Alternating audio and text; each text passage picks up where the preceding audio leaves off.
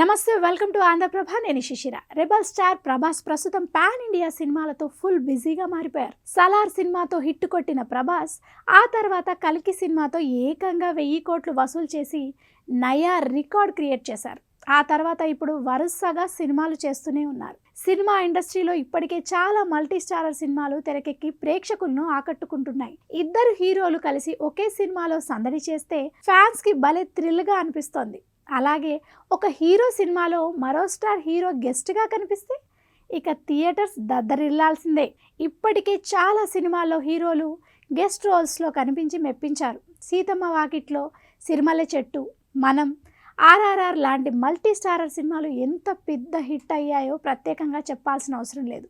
ఇదిలా ఉంటే ఎన్టీఆర్ సినిమాలో ప్రభాస్ గెస్ట్ రోల్ చేశారని మీకు తెలుసా?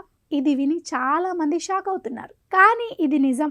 ఎన్టీఆర్ నటించిన ఓ సినిమాలో రెబల్ స్టార్ ప్రభాస్ గెస్ట్ రోల్లో కనిపించనున్నారట. ఆ తర్వాత ఇప్పుడు వరుసగా సినిమాలు చేస్తున్నారు. ప్రభాస్ లైనప్ చేసిన సినిమాల్లో సలార్ 2, కల్కి 2, రాజాసాబ్, హను రాఘవపూడి సినిమా, అలాగే సందీప్ రెడ్డి వంగ స్పిరిట్ సినిమాలో నటిస్తున్నారు.